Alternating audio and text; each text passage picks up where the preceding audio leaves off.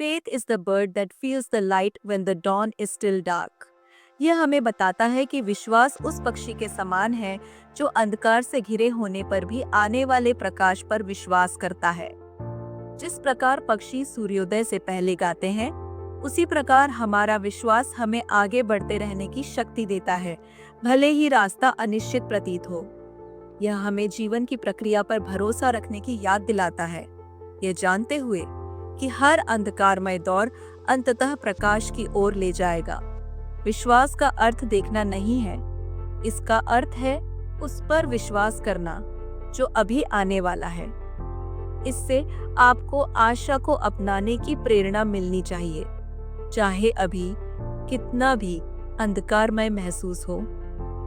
Let your life lightly dance on the edges of time, like dew on the tip of a leaf. Rabindranath Tagore का यह सुंदर उद्धरण हमें जीवन की क्षण भंगुर सुंदरता को अपनाने की याद दिलाता है। जिस प्रकार पत्ते पर ओस की बूंदें प्रकाश को परावर्तित कर लुप्त हो जाती हैं, उसी प्रकार हमारा जीवन भी क्षणिक होते हुए भी संभावनाओं से भरा हुआ है। यह हमें अनावश्यक चिंताओं से खुद को बोझिल किए बिना सहजता से जीवन जीने तथा वर्तमान का आनंद लेने का आग्रह करता है। जीवन केवल अस्तित्व के बारे में नहीं है, बल्कि समय के साथ शान से नृत्य करने के बारे में है तथा प्रत्येक क्षण भंगुर क्षण को एक व्यापक समग्रता के भाग के रूप में सराहने के बारे में है। You can't cross the sea merely by standing and staring at the water. Rabindranath Tagore का यह उद्धरण हमें कर्म का महत्व सिखाता है। अपने लक्ष्यों को प्राप्त करने के लिए केवल सपने देखना या योजना बनाना पर्याप्त नहीं है, प्रयास आवश्यक है। यहाँ समुद्र चुनौतियों या महत्वाकांक्षाओं का प्रतीक है और इसकी ओर देखना झिझक या विलंब का प्रतिनिधित्व करता है। यहाँ समुद्र चुनौतियों या महत्वाकांक्षाओं का प्रतीक है और इसकी ओर देखना झिझक या विलंब का प्रतिनिधित्व करता है।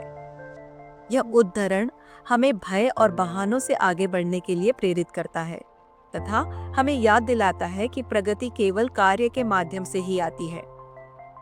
The butterfly counts not months but moments and has time enough. जीवन की माप उसकी लंबाई से नहीं बल्कि हमारे द्वारा अनुभव किए जाने वाले प्रत्येक क्षण की गहराई से होती है।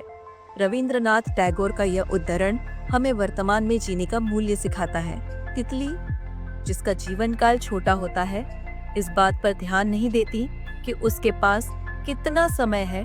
वह प्रत्येक क्षण को पूरी तरह से अपनाती है तथा वर्तमान में आनंद और उद्देश्य ढूंढती है।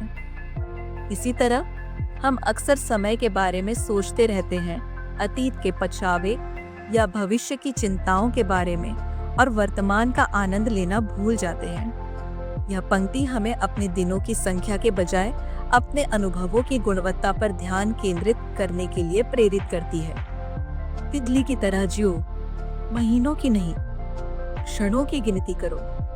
Rabindranath Tagore's line, where the mind is without fear and the head is held high, where knowledge is free, envisions an ideal world.